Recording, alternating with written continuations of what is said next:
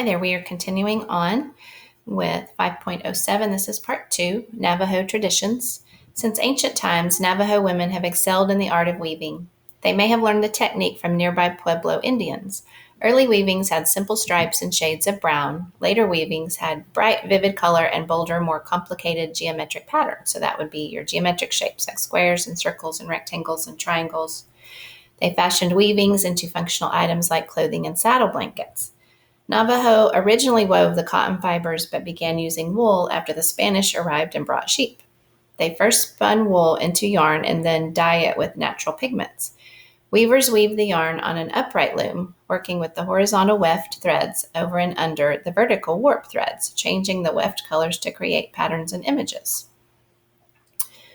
Imagine feeling the weight and texture of a Navajo blanket on your shoulders, taking a deep breath and smelling the aroma of the wool. This piece, called a wearing blanket, measures more than 7 by 4 feet.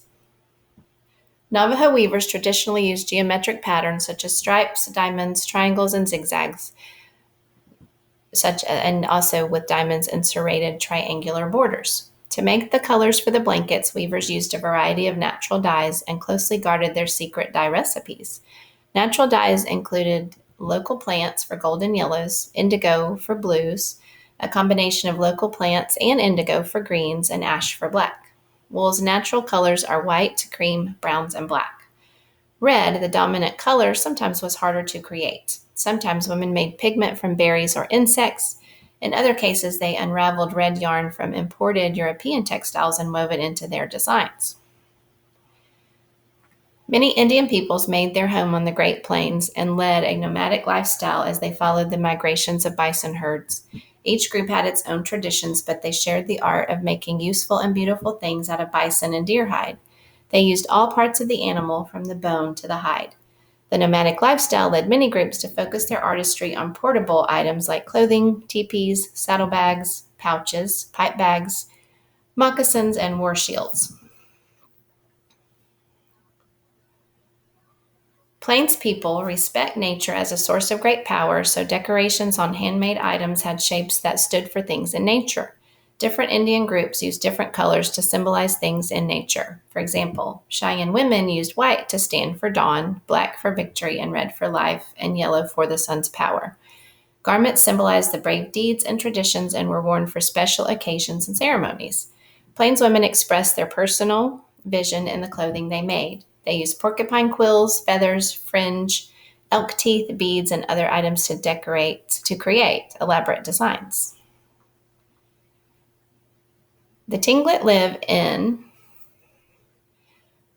one of the northernmost areas of the northwest coast, in present-day western Canada and Alaska. Early inhabitants of the area thrived in the mild climate and had a wealth of natural resources.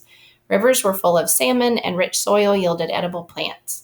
Towering cedar forests provided timber for housing and the raw material to make many kinds of wooden items.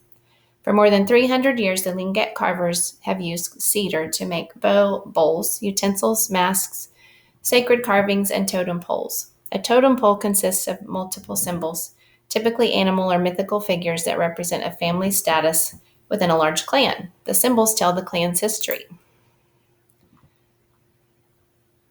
Master Tinglet carvers supervise several apprentice carvers to create monumental totem poles. Carved from a single cedar tree, totem poles can be as much as 60 feet tall. Tinglet carvers created simple animal shapes that look like abstract versions of real animals. That is, they carve the shapes, fit the contours of the pole, and don't match the shape of real animals. Artists color totem poles with paints made from natural materials like clamshells, copper, and salmon eggs. Colors have special meaning. Black outlines the most important features, such as the animal's eyes.